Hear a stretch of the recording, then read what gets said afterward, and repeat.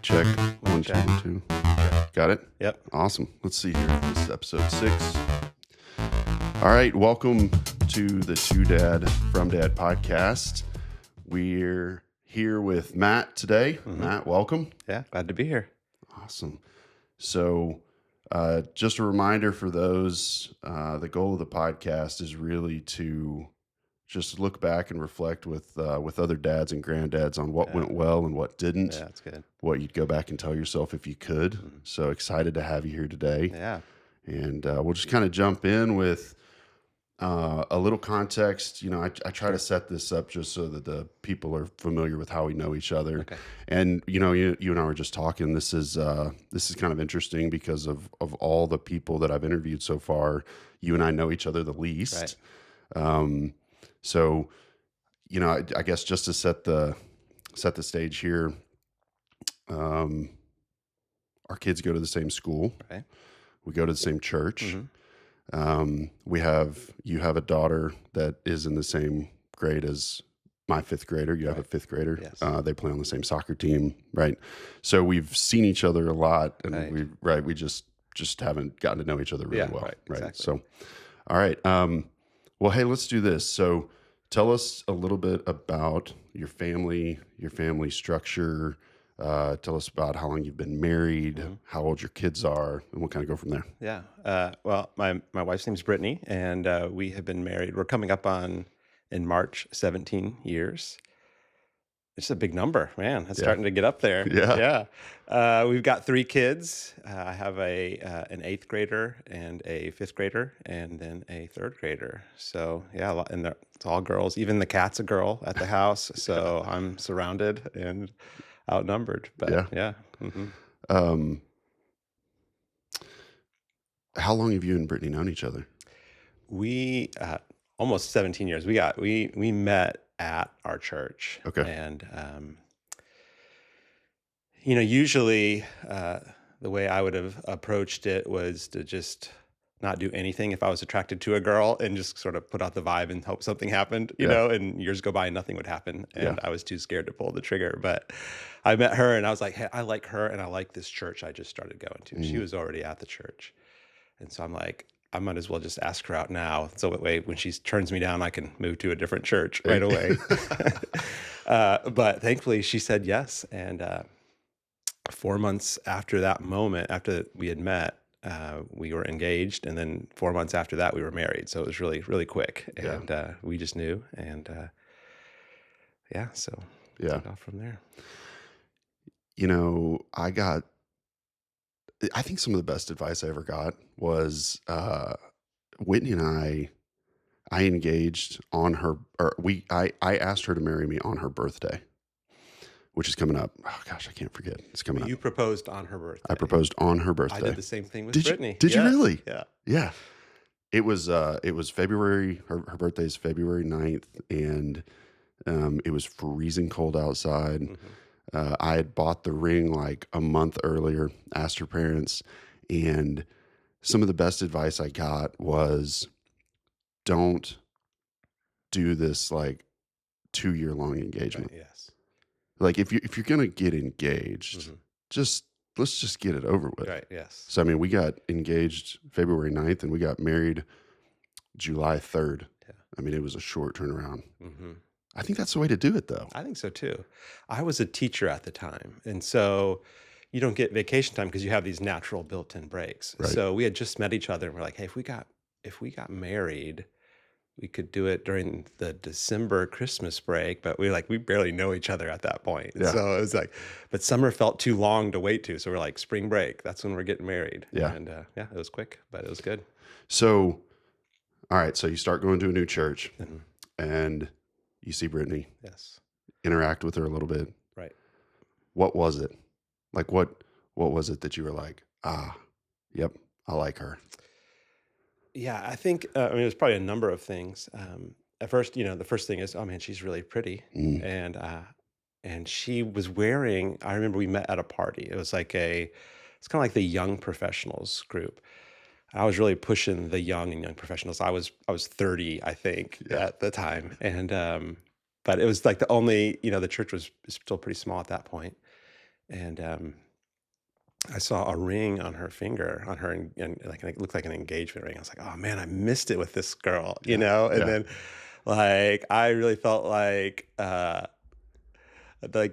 Lord whispered in my ear, like, "Hey, don't worry about that ring." And she would wear it to ward off guys, kind of thing. Really? Yeah, just like when Yeah. she was not wanting attention. Yeah. And we would hang out at a few of these events that we would have, and yeah, just her passion, I think, was the main thing for me. Yeah. I mean, really, I wanted somebody who was passionate about the things I was passionate about, Yeah. and I knew if you're going to make a marriage work for the long run, there had to be some ways that she would challenge me in a good way, and ways that we would be super in sync Mm. at the same time. It's a good combination. So Okay.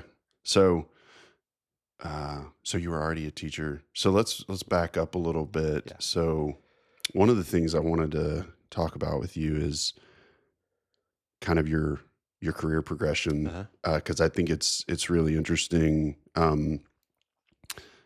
So you went to college. Yes, Let's start from there. okay. Like, what did you do for work right out of college? Yeah, I went to the University of Texas in Austin, Okay. and Austin is the capital of Texas. So, I originally went thinking, man, I'm going to be a doctor. That's what my whole life I had wanted to be. Mm. And then I took chemistry too, and found out, no, I'm not going to be a doctor.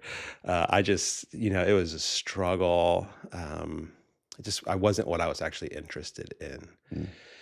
And so I was like, man, what am I going to do? And I was interested in politics and things like that. And so, yeah, you're in the state capital as well. Lots of opportunities to get internships. And so, for at University of Texas, they called it a government major. Most people would probably call it a political science major. Mhm. So I started doing that and just interning, and man, it would fill up your podcast to talk about the bizarre story of events that it turned out. But I actually started working for the governor at the time, which was George W. Bush, was Yeah. our governor before he became president.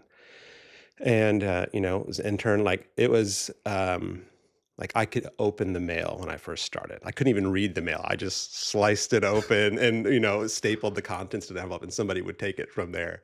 And eventually they started letting me fax things. It was Yeah. just like I started at the very, very bottom, but I guess proved myself faithful in the little things. And before you know it, they hired me out of college, and uh, it's just being in the right place at the right time. He started running for president at the time, and I worked for his political action committee, which we handled all his political matters.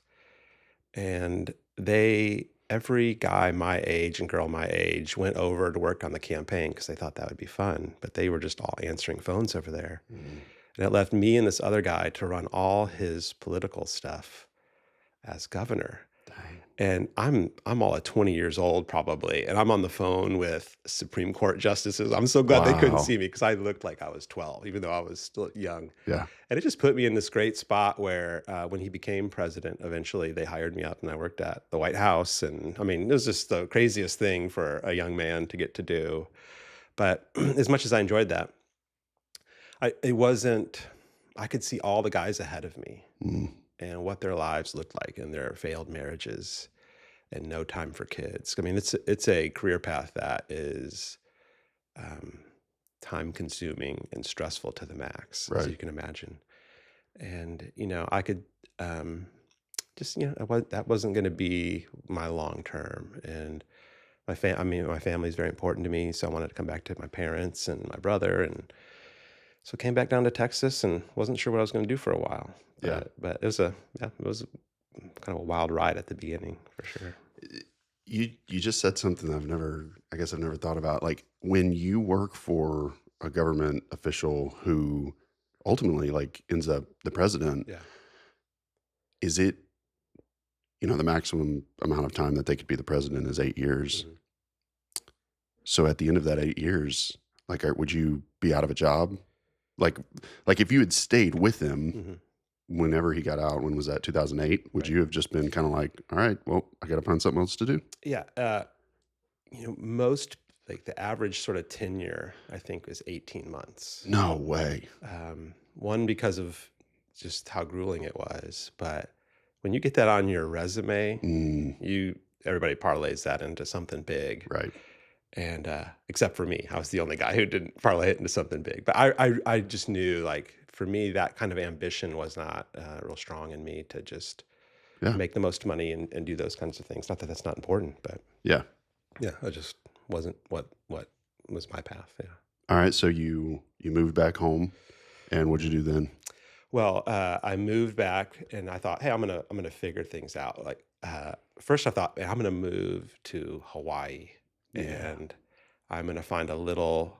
I'm gonna work in a bookstore and just learn to surf and just. I was gonna go to the exact opposite extreme of what I'd been living, and actually flew out to Hawaii and was there. And again, it just felt like, this is you're trying to escape, Matt, Mm, and we can, I mean, it was like these two extremes of like, you can go all in on just like the career path and accumulating things that are naturally enticing to men, and prestige and power and money and those kind of things, or it was the exact opposite of just living that life where you're just not no stress at all, yeah.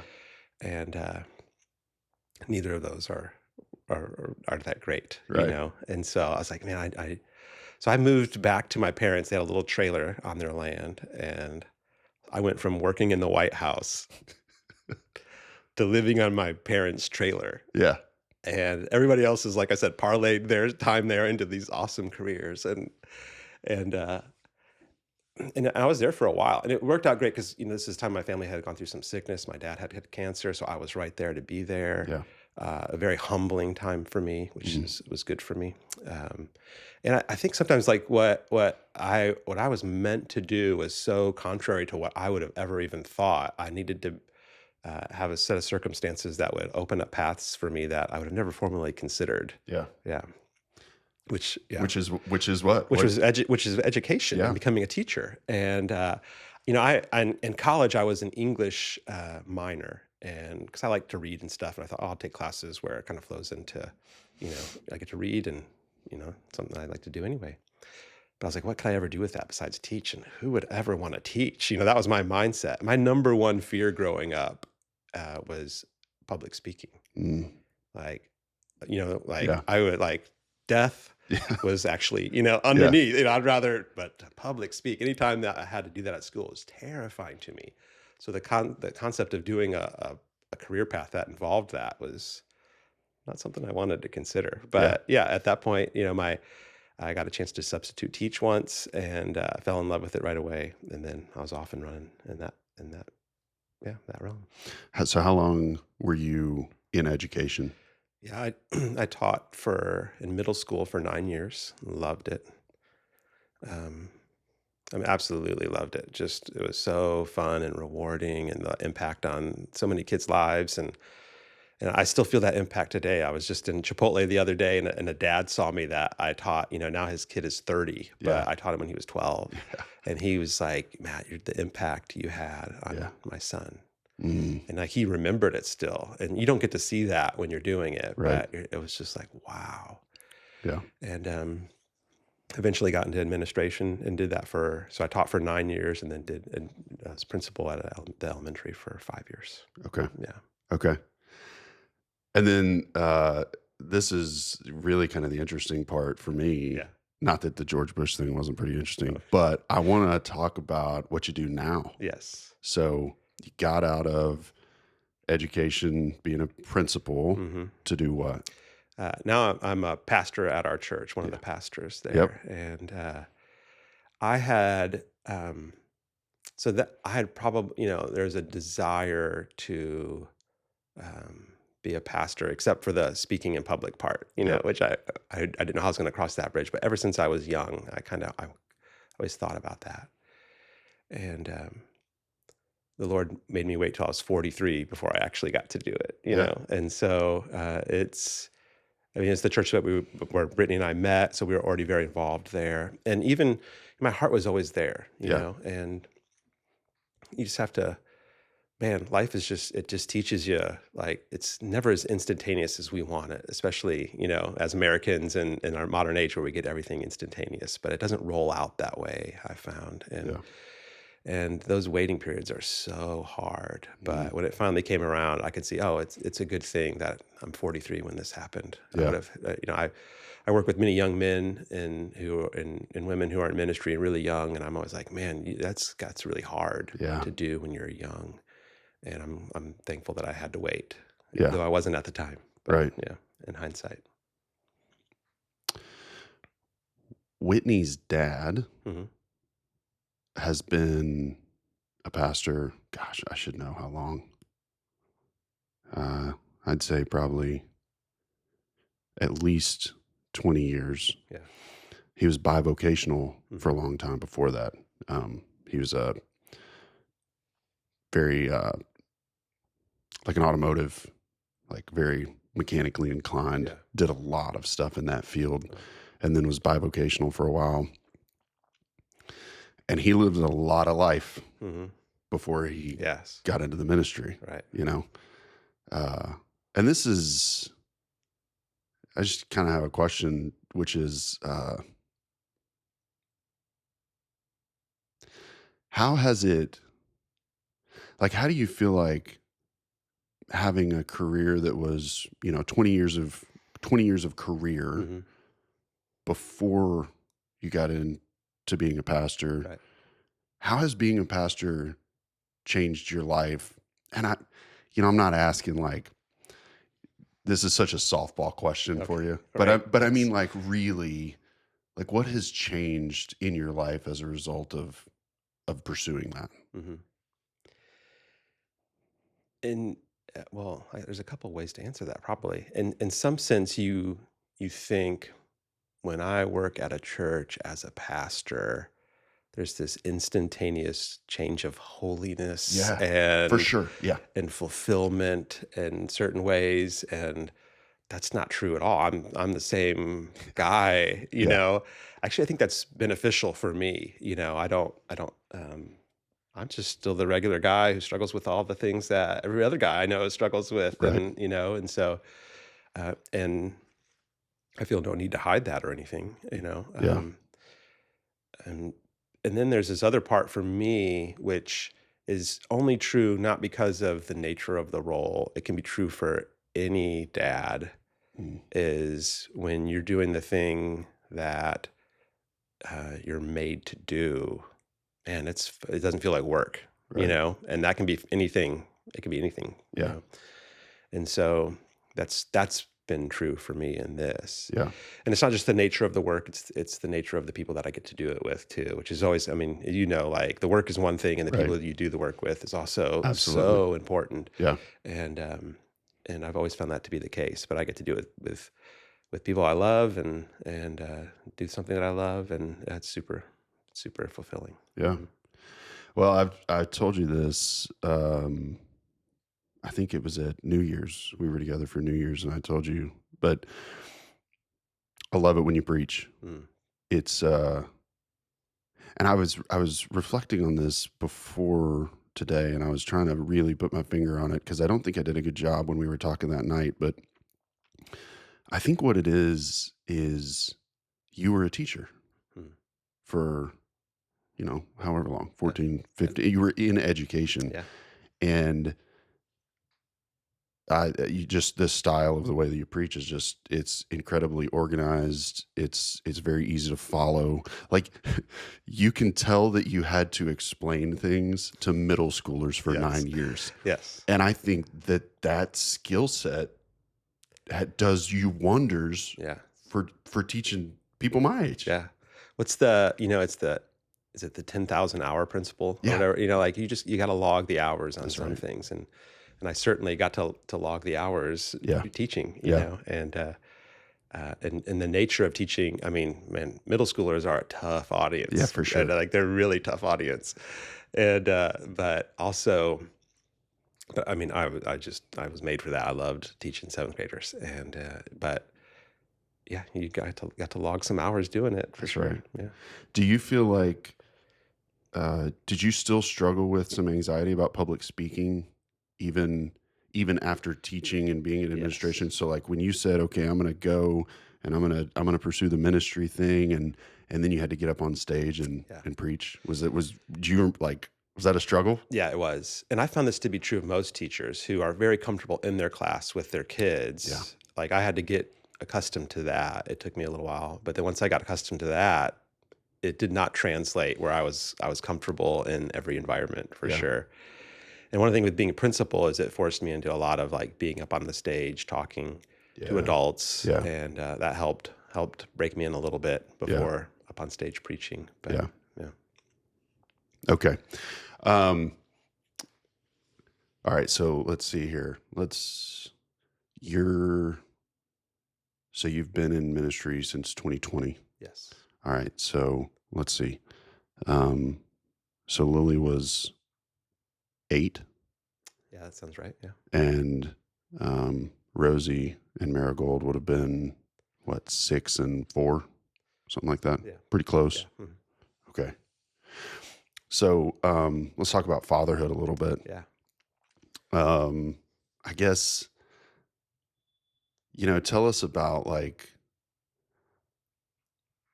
all right, well, there's a couple things here. So when you go back, how long were you and Brittany married before you had kids?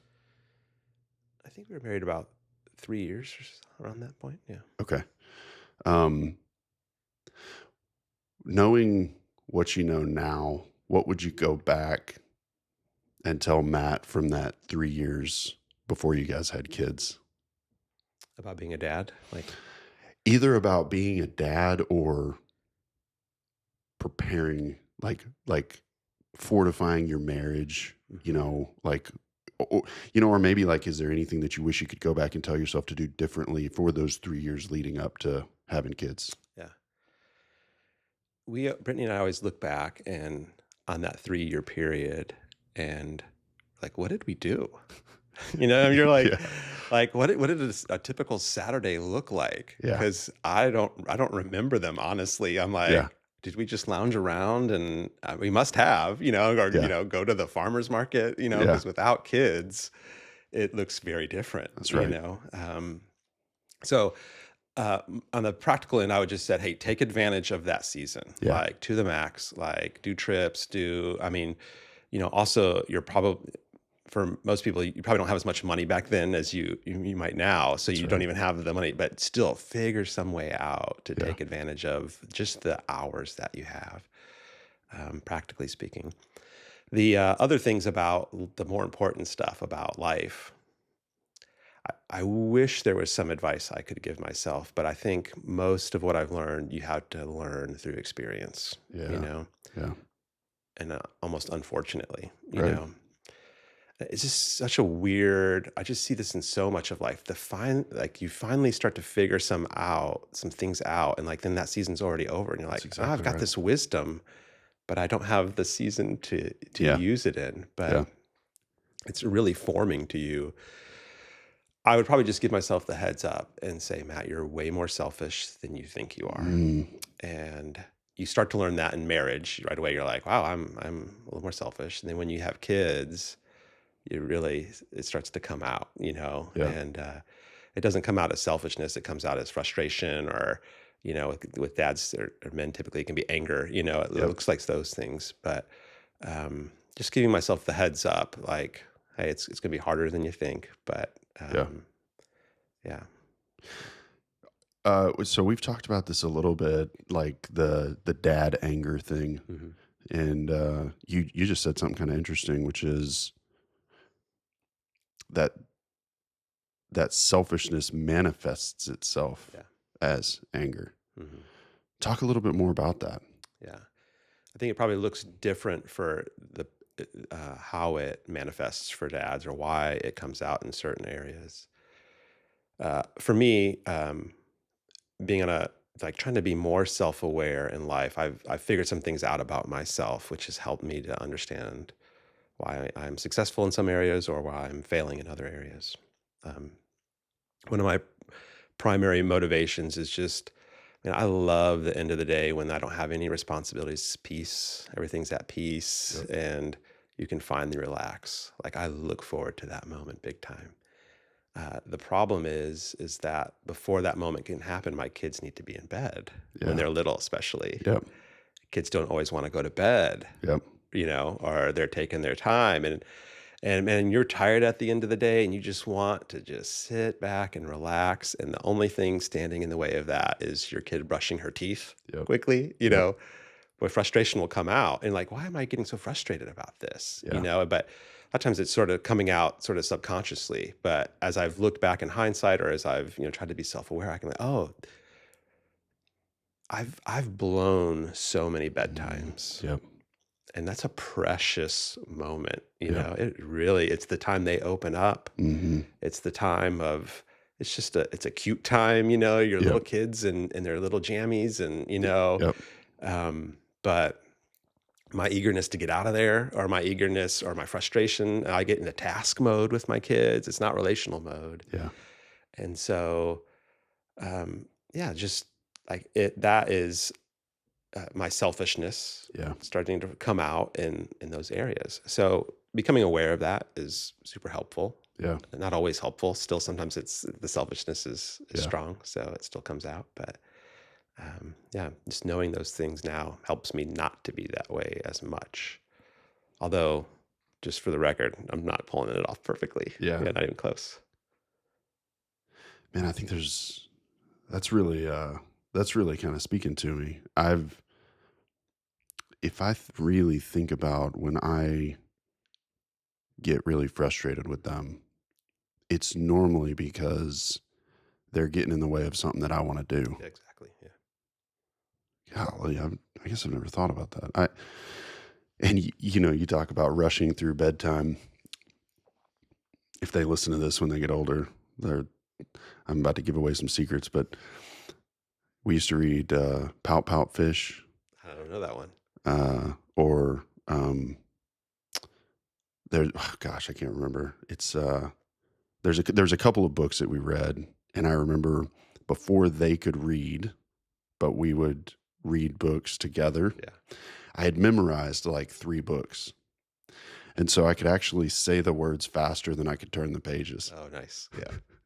And I'd be in there and I'd be like, "All right, you want to read? Let's read this book because I have Yes. it memorized." Right. And I'm turning it like 2 or 3 pages at a Mhm. time, and I'm just saying it, as fast as I can. Yes. And we don't read books before bedtime Yeah. anymore. Right. Past that stage. And it didn't.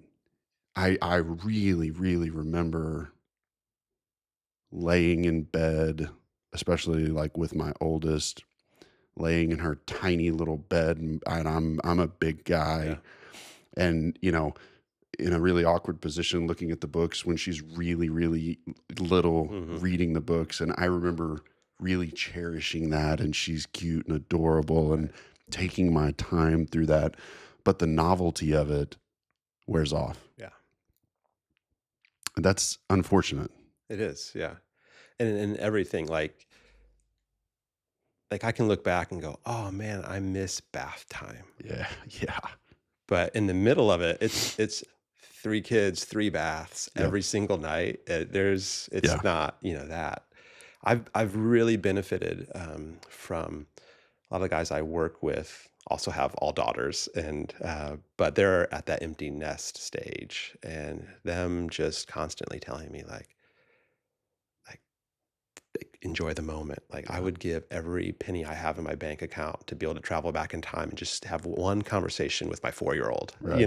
Right. And they say that enough to you, it starts to sink in. So you start to try to, hey, let me be present in this moment and not rush by it. Yeah. But in the midst of it, you're tired and you just did one last night, you're doing one tomorrow night. There's not like I said, not the novelty of it, but Yeah. it is sweet when you can take a pause there and enjoy it. I think I've said this before, but I tell you what just riddles me with guilt is, and this is like, I feel like I've really kind of had a revelation here just about the nature of that frustration and anger being tied to selfishness, because it genuinely is. When I start to want to do something, and the kids are getting in the way of that, Yeah. that is probably the most frustrated I get with them. But I'll tell you what gives me a ton of guilt is, and I'm an old soul. Mhm. I'm, but if I'm honest with myself, like 9 out of 10 times, I want them to go to bed so that I can just sit in my recliner and look at my phone Mhm. or lay in bed and doom scroll Right. Facebook or YouTube or Yeah. Instagram, which is so dumb. Yeah. And I've said this before. There's no way on my deathbed, if somebody was ever like, "Man, what do you wish you had done more of?" There's no way on earth I would ever say, Right. Yeah. "I wish I had scrolled Yes. YouTube Shorts some Yes. more." Mhm. I'd never do that. Right. I would what and gosh, I but as easy it is to logically understand that, to train yourself to break that habit is so hard. I feel like I live that cycle every day. Yeah. I come home, I sit in my chair, they want to sit in my lap, I get frustrated, I rush them to bed, I lay in bed, and then the next morning on my drive to work, I'm like, "You are the biggest idiot on the planet. When you get home tonight, you need to put your phone away and you need to be intentional with your kids." And then I work for 9, 10 hours. Right. And the last thing I want to do when I get home Right. is sit down and be intentional with my kids. Mhm. And it's just this cycle. And man, I struggle with that. I think it's like that's the benefit of something like this podcast Mm, too is um, we all probably struggle with that, yeah. and it's helpful for us to hear that, not so that we can all be like, oh, we're all horrible at this, and Yeah. let's live there, but there is a real uh, a hard place to be is feeling like you're the only one that That's right. does, and Yeah. whatever you're struggling with, like that's a very common. I found like it's like the if you want to get rid of that thing, like if you want to tear that table down, you got to knock the legs out. And one of those legs is, hey, I'm the only, it's just the solitude, like, hey, I'm, the shame and the guilt you feel Right. by yourself. But so just us all talking about that, it's like, oh, okay, we struggle with, hey, what's worked for you, and Right. all those things actually help us to start moving forward and progress. Yeah. So good to have a community. Like that's one thing I would recommend to dads big time is have a community of dads that is not just hangout time, which is good too. Like we need that, but is intentional and vulnerable. Yeah. And this kind of brings that out for everybody to have some of that. If they don't have that in their real life, at Yeah. least they've got it, here. And Yeah. so, yeah, so not alone. Yeah. And I've So, like, patience is a virtue that I really want to bring into family. And again, probably one of the things that probably most dads struggle with, including myself, is not walking in frustration and anger. Yeah. And man, it is that's a tough nut to crack. Like I will feel like you do, like, oh man, I blew it again, and like I'm gonna get loaded. I'm gonna get my cup full of patience, and somehow that cup gets emptied Oh so man. quickly, Yeah. doesn't it? And I always so as in the nature of my profession, I get to deal with a lot of people who are struggling with stuff, and I've just found like one of those things is like there's always a reason, Mm, It's not just uh, the way you're wired, and it's like there's things we can do to get better. It's a long road, and there's not a quick easy fix, yeah. but this is part of it is walking in community. Yeah. Hmm. I know the kids are getting old enough that we've been talking about it more openly with them, Yeah. like, and making some like verbal commitments Mm. to them, Yeah. like, hey, we're not even gonna bring our phones to the dinner table anymore. Yeah, that's good. I mean, they don't have phones. Hmm. And you know what? My 8-year-old will straight up call you out when you sit down, Yeah. and Yeah. it's not her. I don't know. It's weird to say because it's not her responsibility to hold us accountable as parents. But I think just establishing that guideline as a family unit, Hmm. and then when when Callie says, "Hey, Dad, you're not supposed to have your phone at the table," and Hmm. I'm like, "Yep, you're right. Right. Let me go put my phone up." Yeah. It helps. Yeah, it's great. I mean, Yeah. yeah, Yeah, that's good accountability. And and when we do blow it too, one of the things we always say is like, and this is sometimes hard for dads too, is apologizing. Hey, that's I right. got frustrated and I Yeah, shouldn't have done that. Man, our kids are forgiving. Yeah. Like, they wanna walk in harmony with us, um, and so they're quick to forgive, and, yeah, so but Yeah. that's it's important for us to model that part out of it too. Yeah. Yeah. It's funny. We have I don't know, this is probably not politically correct to say, but it's an analogy that I've is we have a dog. Mhm. He's a golden doodle. He's solid black. His name's Goose. His name's Goose, and he's the most affectionate dog I think I've ever met in my life. Yeah. And there is no amount of attention that you can give him that ever It's not satisfies enough, yeah. his need for attention. Right. He would probably, if you could pet him nonstop, he would probably lay there and let you pet him until he starved to death. Like, I mean, Yeah. and so it's funny though because I've kind of realized that the kids are the same way, Mhm. and I I don't even know where I'm going with that. It's just you cannot do enough with them. Right. Now, I mean, you have to be realistic. Like, there's life that still has to be done, Absolutely. but you can't. And you know, the other thing is, I have I have kind of an extreme personality. Mhm. Like, everybody that knows me knows this about me, but I'm like an all or nothing Yeah. guy.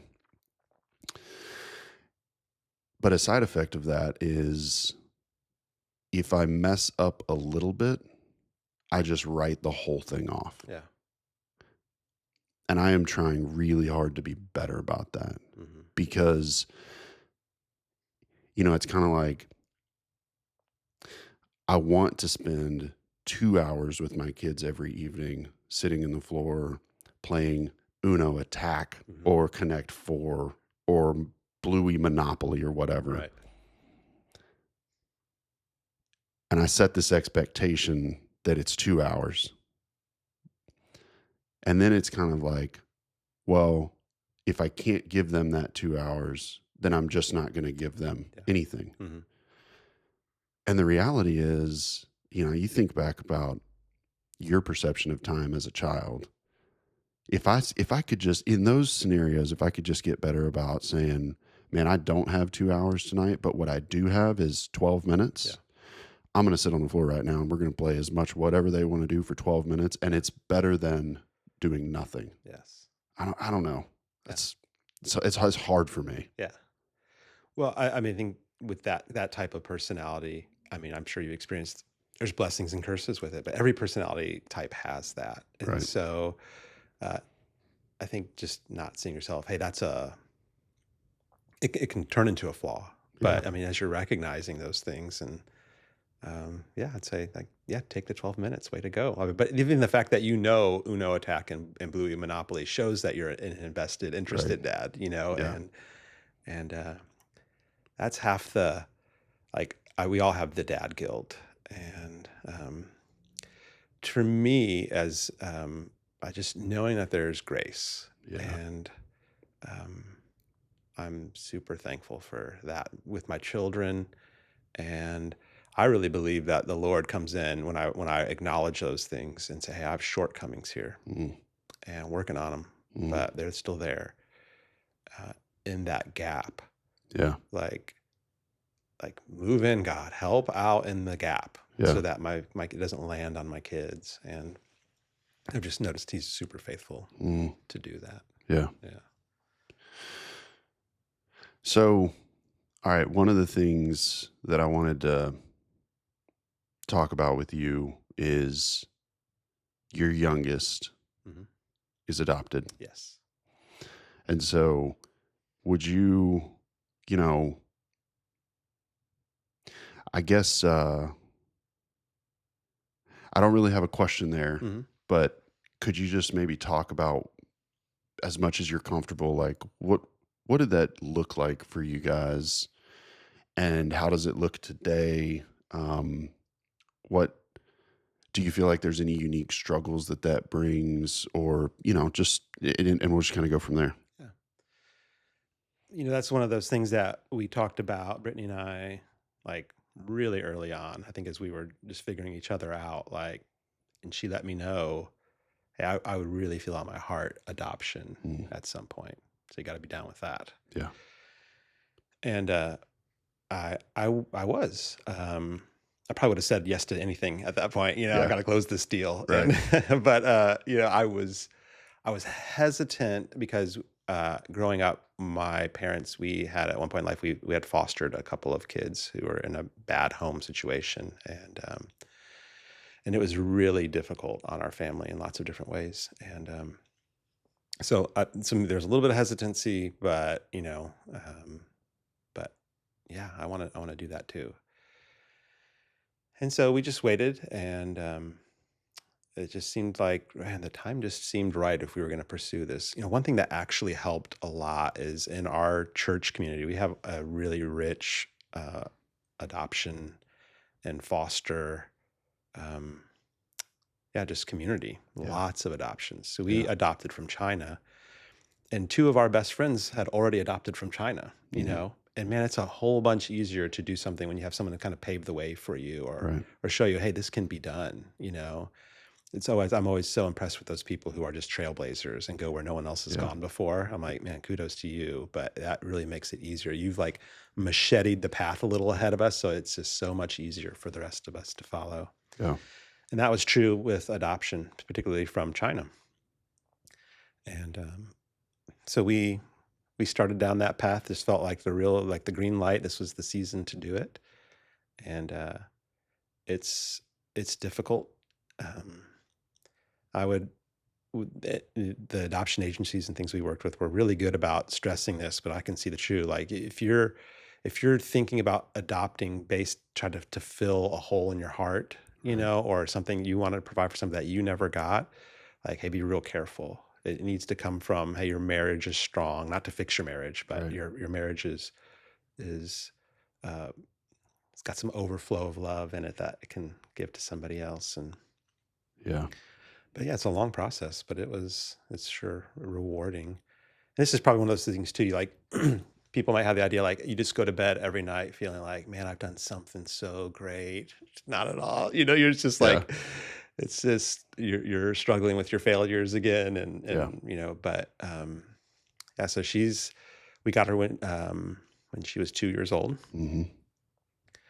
and it was we had to go to China. Just Brittany and I went. We left the two that were much smaller at the time, so we left them with grandparents and had to be over there for a couple weeks. And you get matched up, and there's just like you're just like, oh man, is this the one that we're supposed to have? And Yeah. it's they with China. One of the interesting things is there has to like you meet her, and they're like, it's like a test drive of a car, like, okay, 24 hours you get to keep her and then come back and make the decision the next day, which is Wow. isn't that the strangest Yeah. thing? Yeah. And we're already in our hearts settled, so that's not a question for us. But it's just starting to get to know this new little person, Yeah. and you're trying to attach, Yeah.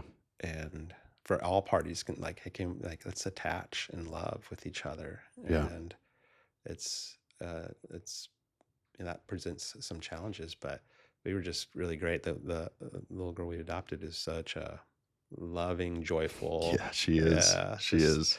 just the life of the party wherever Yeah. she goes. And yeah, we're in for the ride. She cracks me up because she came over. She had a sleepover with Callie. Uh-huh. I don't know, 3 or 4 or 5 months ago. And I've never had a conversation with Marigold before Yeah. ever, right? Mhm. And it took her about 30 seconds to decide that, like, I'm gonna talk to you, Yeah. and, like, you're not like, you're okay, you're Callie's dad, you're not a stranger, Right. like, All right. and Here then we go. it's, like, full steam ahead, Yes. you know? It's so funny. We have I always think about those dads who were like athletes, and then they get a kid who is like, I just am into computers, and Yeah. how hard it must be for Right. them to like not try to change them into this, but how do I embrace who my child is, even when it's vastly different? So I just saw this the other day. We had an event at our school where the dads show up extra early with their kids and they have donuts and Yeah. and we hear a little message and it's kind of one of those bonding moments. And the speaker asked a question of the whole big auditorium. You know, I would never in a million years say, I want the attention on me. Let me raise my hand and answer this question. Yeah. But Marigold is like, before the question is even done, I don't even Yeah. know if she knows the answer yet. Like, Yep. yes, Yep. yeah, me. And it takes every ounce of me to like, oh no, we don't do that. Like let's not Yeah. do that. Yeah. Like I even was like, do you know the answer? Yeah. Like I was trying to help her out, but it's one of those things where as a parent, Right. who is my girl supposed to be? How Right. was she made? Let me help her walk in that calling instead of just trying to like I want there to be family distinctives and we want to Yeah. impart those things, but not at the expense of, you know, Yeah. yeah, who she's supposed to be. So Yeah. yeah, so she's the outgoing, where Yeah. we might be introverted, she is extrovert to the Yeah. max. Yeah, so that's been good. Yeah. She's so, she's so funny too. Like, just I don't know. She just cracks me up. What she says and how she says it. It's almost like she kind of just doesn't have a filter. Yeah. Like, and it's innocent and it's funny, but she's just like she's gonna say what's on her mind. Oh yeah, for sure. Yeah. When we were coming to adopt her, and we were talking with the orphanage that she was at, we got to ask a few questions in advance, and like, hey, what's her personality like? And they're like, super meek and timid. No And way. she was when we got her, she was super meek and timid, but within a month of Yeah. just like an environment of love and care, like it got to come out, Yeah. and it was just like that was Man, fun that's to amazing. experience. Yeah, for sure. Um, so this is I don't know what kind of question this is, but so you've got Lily and Rosie. Hmm. How they were young enough. I mean, to them, Marigold is their sister. Hmm. Like, do you? Is there anything that you have to do to maybe like early on, or maybe even still today? Is there anything that you have to nurture with them or challenge them because she's adopted? Hmm. I didn't even know what kind of I don't. Yeah, it's a family thing, Yeah.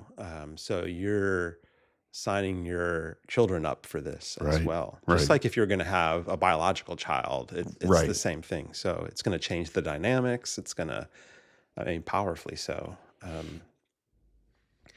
And and so they have to be prepped a little bit for that, but there's only so much when they're young that That's right. you can do, and so they've had to walk out that as well and most of it's just the natural things. Any like if we had a biological kid, Right. walking that out as Yeah. well. Yeah.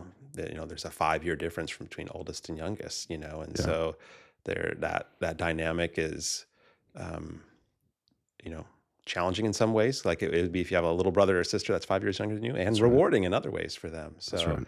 it's grown all of us. It, and it through difficulties of any relationships, there's opportunity for growth, and that's kind of what we're talking about here. In those challenge, I mean, it brings out challenges like in your relationship, not just the nature, not I'm excluding adoption, but just as you're bringing a new family member in, it's going to challenge your selfishness, and that's going to That's come right. out in certain ways. And so, like Yeah. we talked about earlier, that's true for all of us. So, helping our kids through that Yeah. and to grow and hard things. Like this is what I get learning because God describes Himself as a father, Mm. and that just tells you something about the nature of who He is to us and what He wants to be towards us. And then I see all the hard things. I know He sheltered me from a lot of stuff, but sometimes uh, he's let me walk through some hard things. Mm. And I have to resist as a dad sheltering my kid from every hard thing because I've learned that that's not the best way to father. Yeah. Like I'm sure you can look at your own life, Lee, and be like, all those really bad seasons or those hard things, I would never want to go through that again. Yeah. But there's a part of you who's like, man, I'm thankful I went through some of those Yeah. because I would not be the man I am today Yeah. without that. And so trying to think, because there's a easy temptation as a father to just completely eliminate. That's my role, is to eliminate hard things, and Yeah.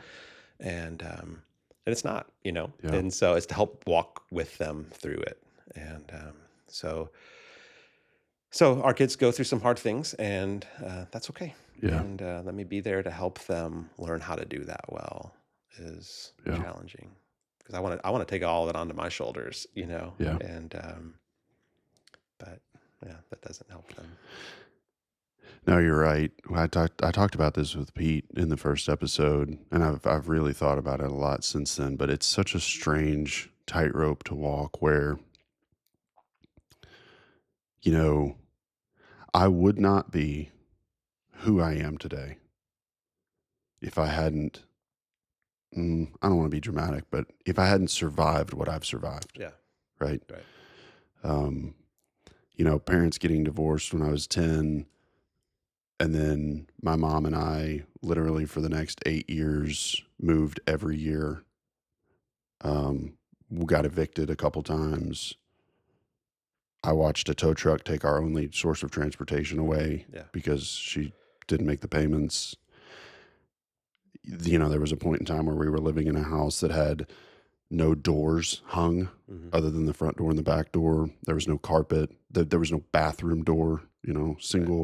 single bedroom, sleeping on a bunk bed where I had top bunk, mom had the bottom Yeah. bunk. Mm.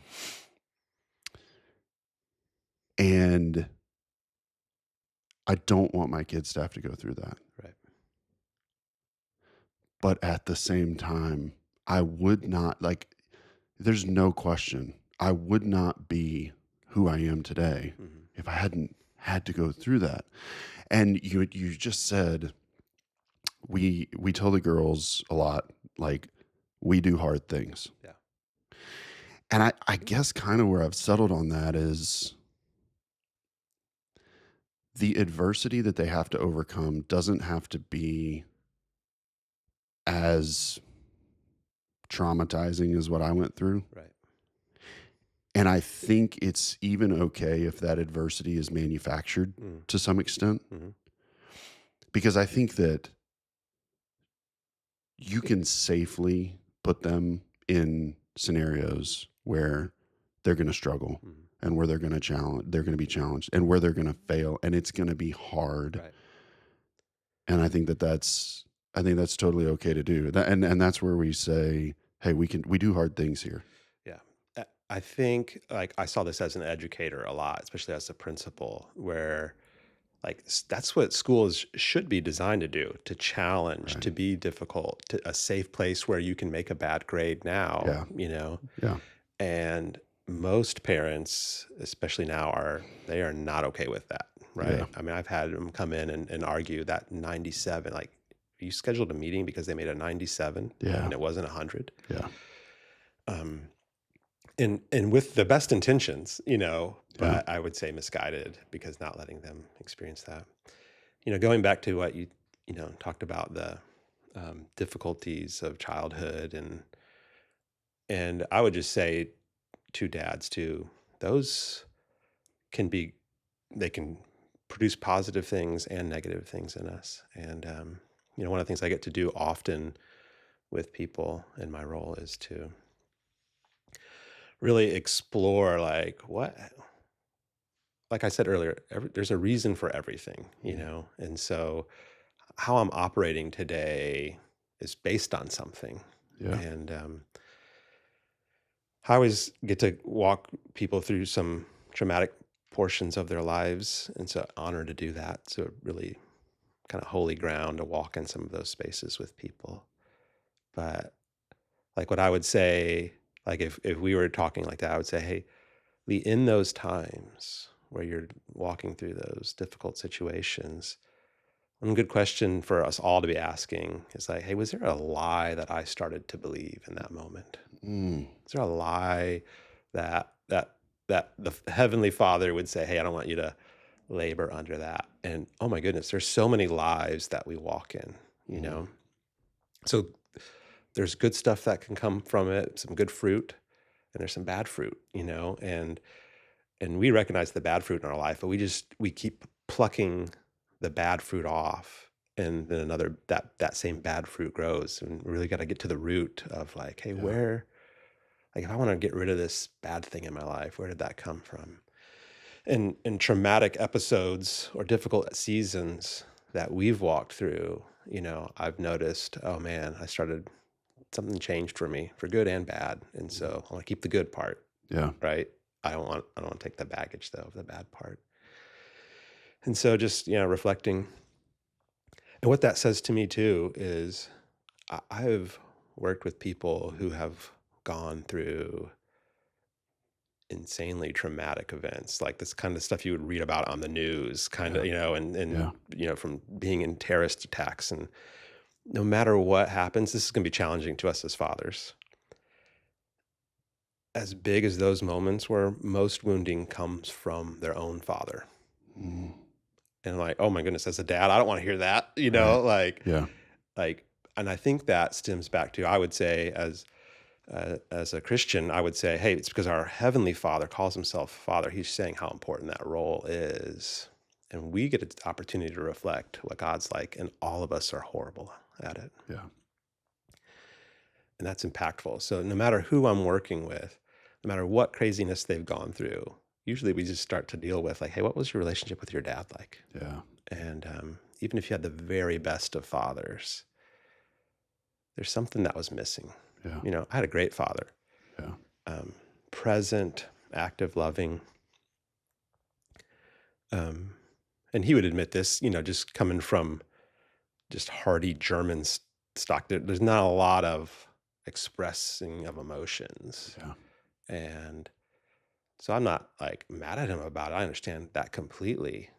But I also understand, and that impacted me, you yeah, know? Um, and so I don't want to pass that on, that sort of inheritance, yeah, There's yeah, a lot of good inheritance I got from all my family, and happy to pass all of that on, keep that inheritance going. yeah, But yeah, just exploring those things are, it's difficult for us. We want to move on, yeah, yeah, but as dads, just encourage us like, hey, remember what you like growing up, and just start asking, hey, what lies am I walking in? You know, um, yeah, that can look like, hey, I will never let my child experience what I experienced. And so you're super driven in work, and you're gonna be a great physical provider. That's great. But sometimes that can go to the extent of, that's all I do as a dad, mm, and I don't know how to emotionally provide, or, mm, so it's not condemning for us to hear these things. It's growing, yeah. and so it takes a lot of exploration, but it's worth it, dads. Man, I'm trying to think here. Um, one of the things I've really just kind of come to grips with is a lot of what this is going to end up being is me just figuring out myself in Yeah. front of whoever's listening. Yeah. So, and I don't mind that at all, but I'm trying to think of some of the lies that I have maybe told myself. And, one that comes to mind is exactly what you just said, but slightly different, which is um, money. Mhm. Um, man, I don't, I wouldn't, I'm trying to figure out how to say this. I don't want to say out loud that I love money, but I went through some pretty rough periods of poverty when I was a kid. Right. And the mechanism in my mind, to protect myself from that is to have money. Right. Okay, whatever. That, you know, here's the thing. Like, I had my financial advisor at one point, a year or so ago, and another guy in my life that I just really trust, and that we can talk about money. And he was just like, "Dude, what are you saving for? Hmm. Like, if you lost your job, you'd be fine for a while. You need to live. You need to live your life. Right. Like, you need to get a little bit of a nicer car if you want one. Hmm. You need to go on that vacation with your kids, and you need to spend like the $10,000 to go do that. Right.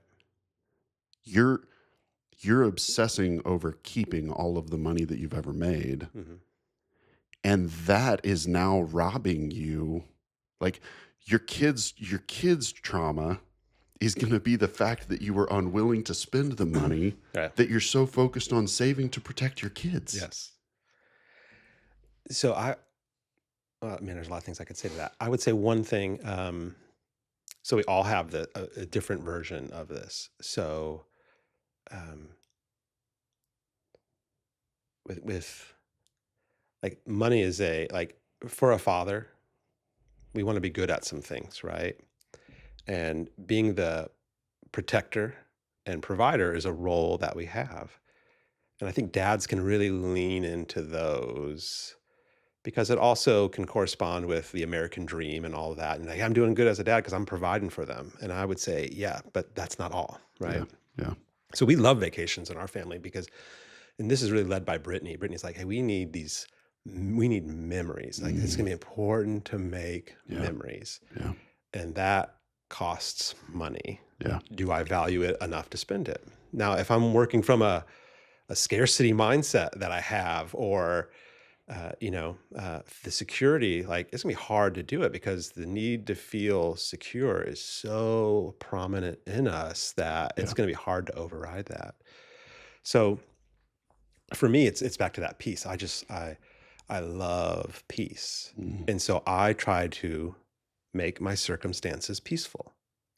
That's difficult to do, like we talked about with 3 kids, right? Right. They are not down for that thing, and so Right. then my frustration comes out on them, right? And what I've been really learning is, oh, Jesus says, "Hey, I am your peace." Mhm.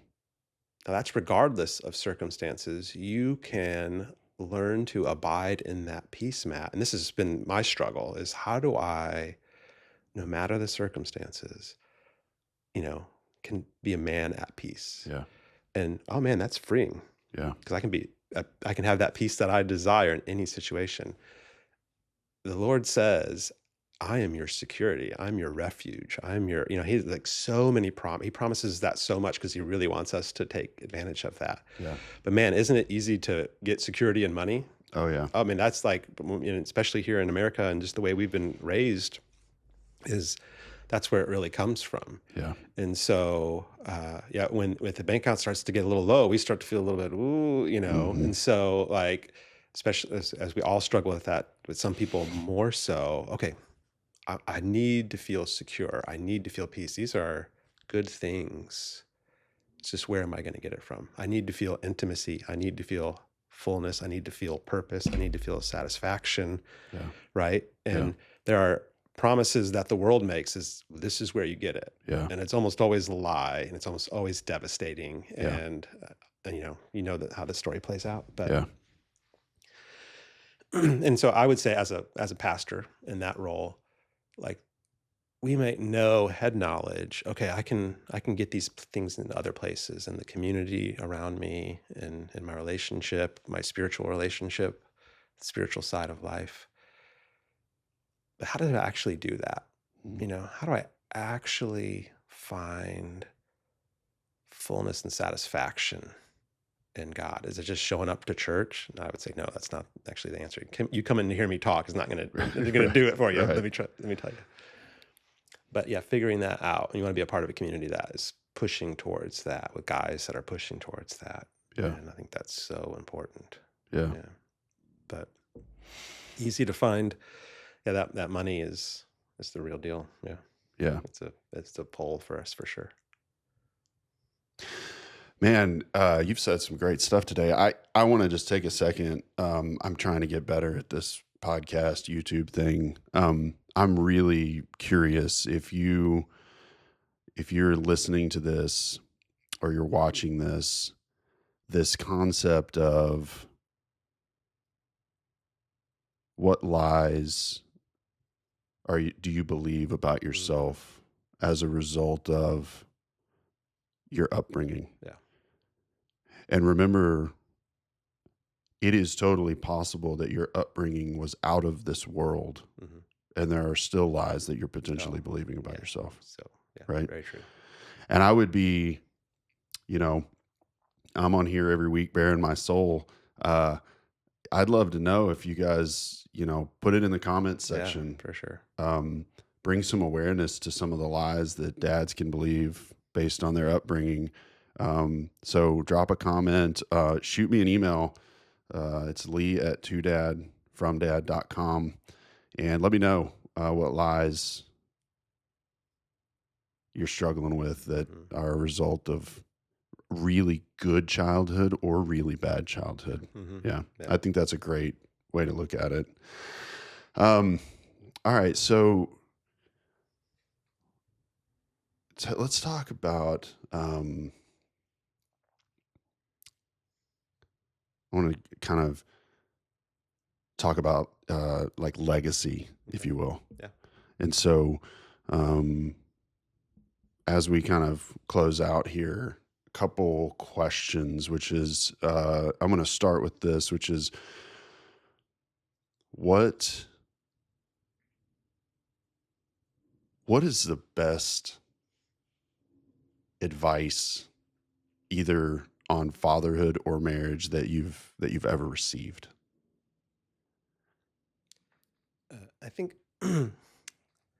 some of the best, I think on parenting, and this is kind of super practical one. And I know I've received advice that was kind of like that higher level kind of like state of things, but one practical one as we're moving into teenage years has this is the benefit of again a community of lots of people who've gone before you and that people that you trust and you admire is you got to let some things slide, like I don't have to address every eye roll, Yeah, I don't have to address every mess that I see.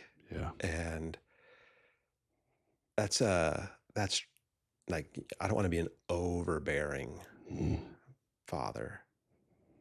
I don't want to frustrate my children. So or get them into compliance that is just like I'm only doing this because I don't want dad to be upset. yeah, Um so just like I think that is helpful to the child to let a few things slip and also probably more helpful to the parents.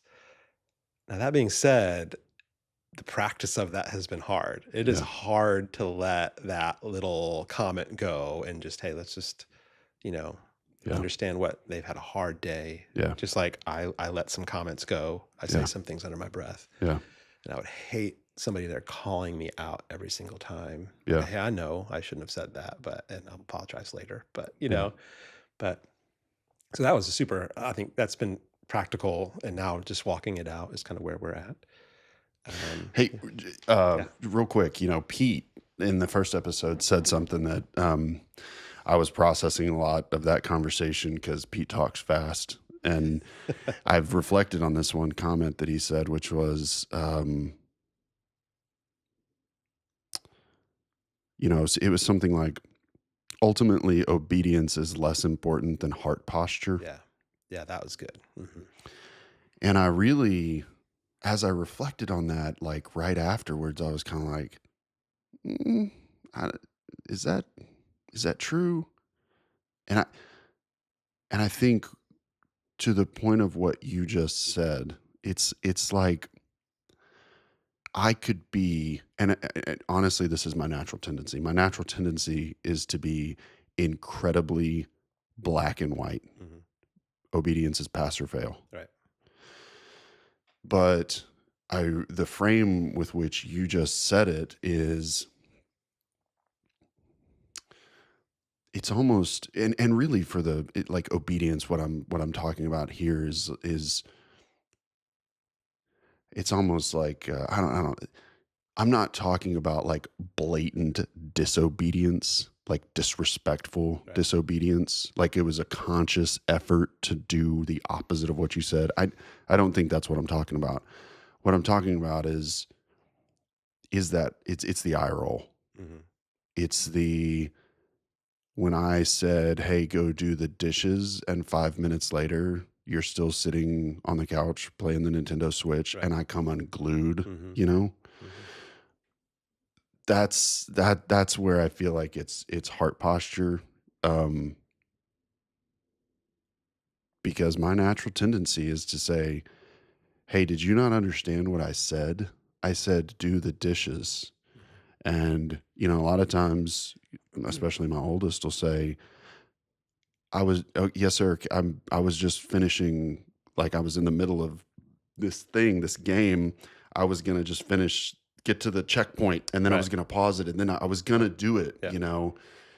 and I can get wrapped around the axle Mhm. because it wasn't like, "Yes, sir. Pause the game. Go do the dishes." Yes.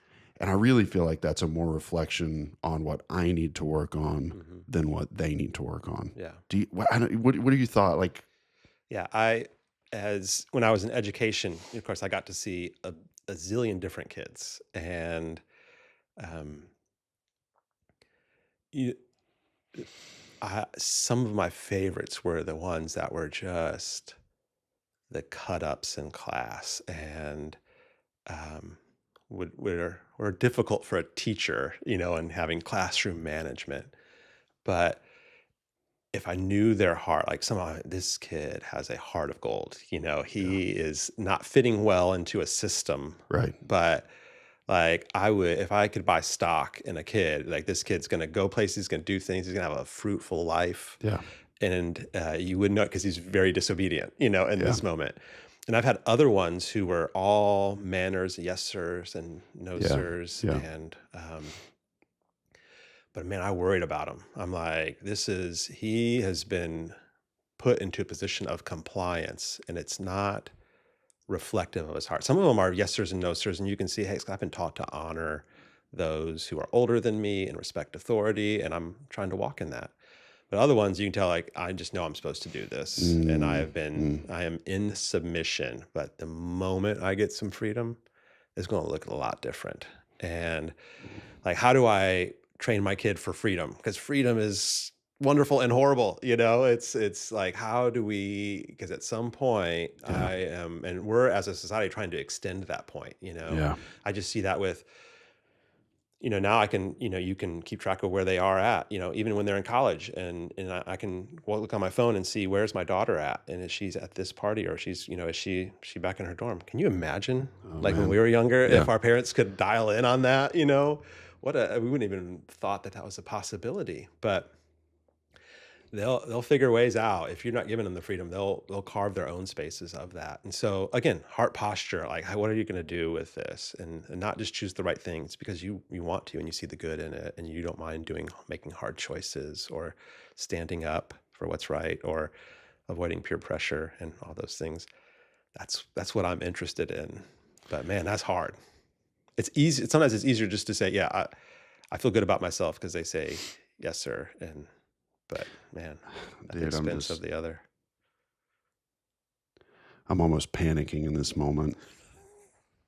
Remember, there's grace. There is like I for really like it is like I should pray this more, Lord. Yeah, Hey, grace for all the places I messed it up today, and yeah, because he will do it, and you I mean you have the natural humility already that to be hey man I'm messing up here and here and here. I have a defensive, prideful spirit in right, nature, so I hate to admit right, any shortcomings right. and so yeah, I got to work on that part. I was the goody two shoes. I was not rebellious by nature, and things looked good on the outside, but I had a prideful, arrogant spirit. Yeah, Nobody wants that, yeah, right? Again, you'd rather have the kid who messes up and comes back and say, "Man, I messed up," than the one who's got his nose up in the air. Yeah. And yeah, so the Lord had to put me on a path of great humbling. Took him many years, Yeah. and I'm still working on it. But yeah, No, man, I'm just, I think what's really messing with me about this is like, dude, I was a difficult kid. mhm, I I got in a lot of trouble. Now, it wasn't, you know, it was just mischievous. It was I have a I had I still I have an insatiable curiosity about things that drove teachers oh, insane. I'm sure. Yeah. I just wanted to know why. Hmm. Tell me more. Mm, And that drove teachers insane. right. Just because the way it came out then was challenging authority, Yeah.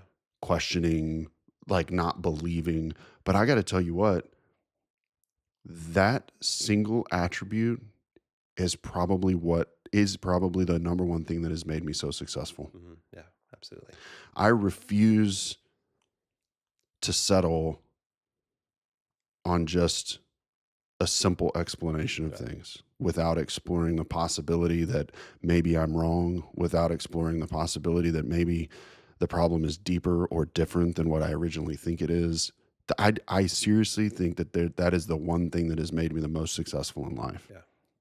And it is the one thing that got me in the most trouble as a kid. Right. Yeah. And I'm, the panic comes from like, I see a lot of that in my kids, and I feel like I'm just trying to beat it out of them because it annoys me. Hmm. Yeah. Yeah, I mean, I'm just being honest with you. Like it's Right.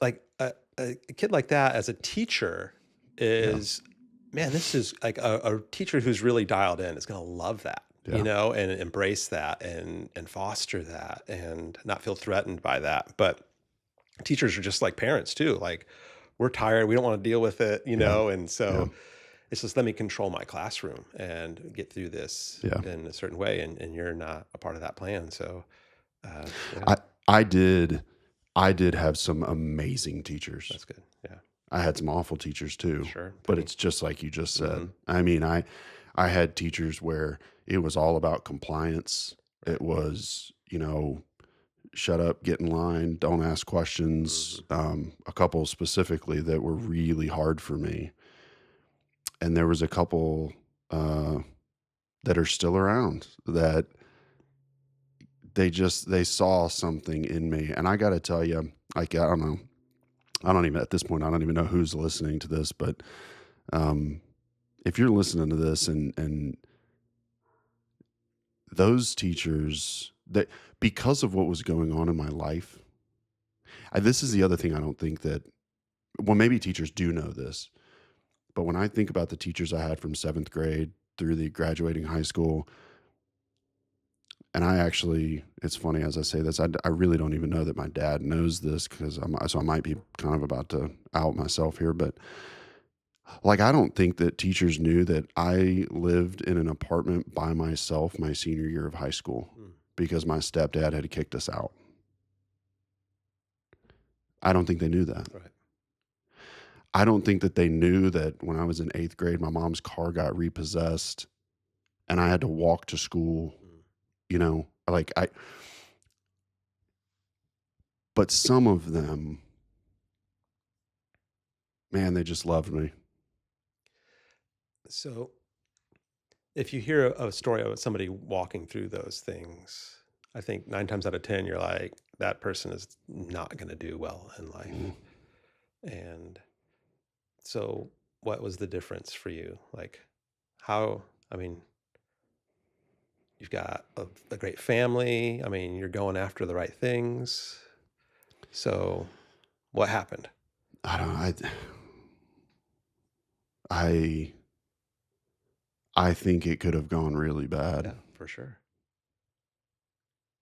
I don't know. I I think I was blessed that in every period of life this is actually pretty powerful now that I think about it. In every period of life, like I love my dad. My dad loves me. I've talked about this before. I never wonder if my dad loves me. I never wonder if my dad is proud of me, and he was very present considering that my parents got divorced when he was 10, when I was 10, right? But I didn't see my dad a lot because they were divorced every other week or every other weekend, Yeah. and summers and whatever. But even before they got divorced and even after they got divorced, I have been incredibly blessed at every stage of my life to have one or two good men Mhm. in my Yeah. life that weren't my dad. Mhm. And, there was a guy, his name was Ray, growing up. And my mom used to just send me with Ray. Ray worked at the funeral home. Ray was a maintenance man. Ray fixed lawnmowers in his garage. And I'd go with Ray, and he would love me, That's great. and he would teach me. Yeah. And, just all through life, God put these men Mm. right where they were supposed to be. And I've never really thought about this very much, but looking back, they contributed and taught me exactly what they were supposed to teach Yeah. me. Mhm. And I think without the influence of those men in my life, Yes. heck, I could be a felon Yeah. because I could have easily been a fairly intelligent criminal Yeah. or gotten into drugs. Right. Grew up in a very small town, Mhm. graduating class of 18 people. I don't know. I always wanted to be successful, Mm. probably more than anything. Yeah. And I think that was a driving factor for keeping me out of trouble. Right. But the men that were there also just incredibly blessed. Yeah. Yeah.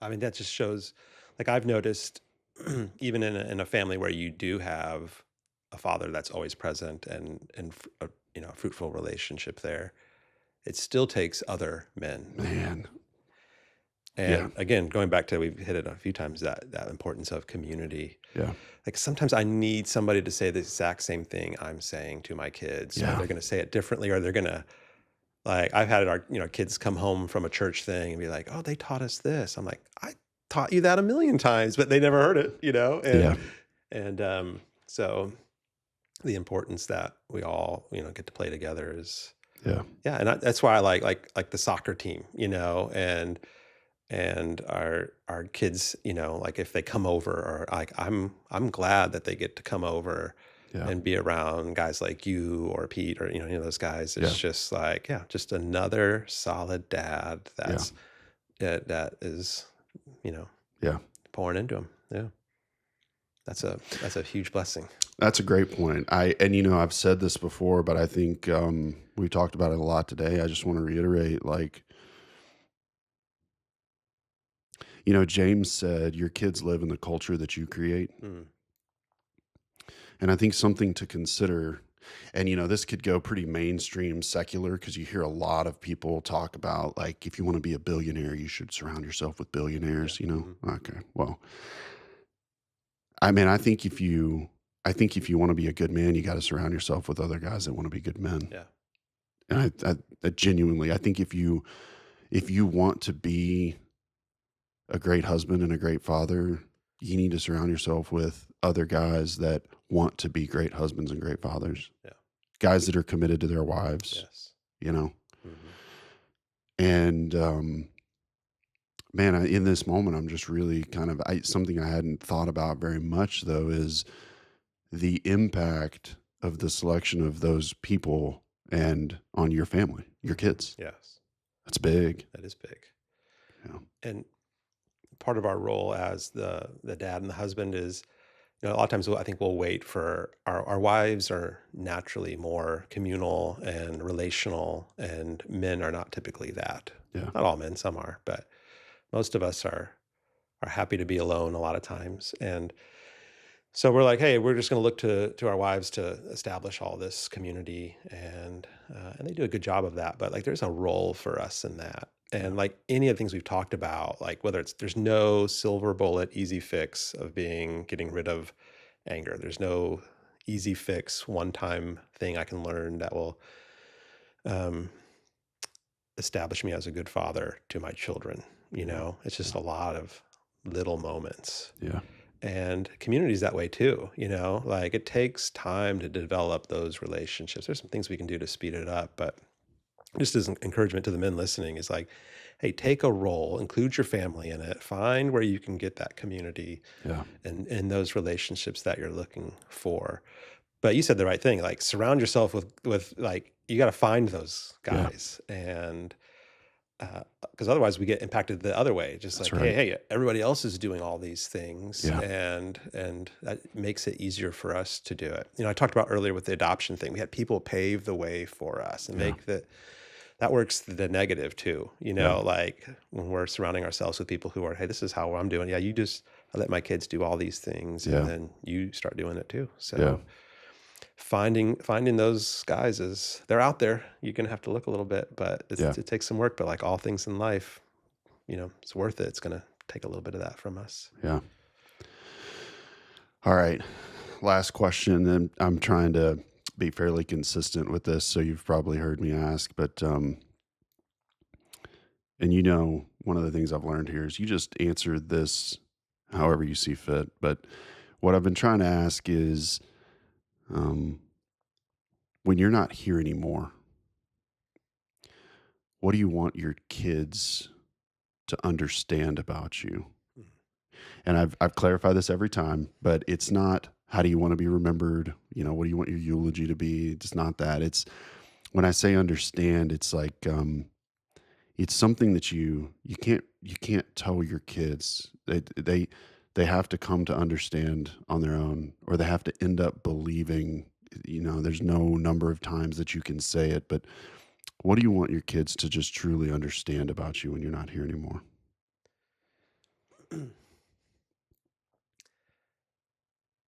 Yeah, that's a tough one. I think I don't want them to see. Hopefully, they see some good things in Mhm. me, and will appreciate and look back on.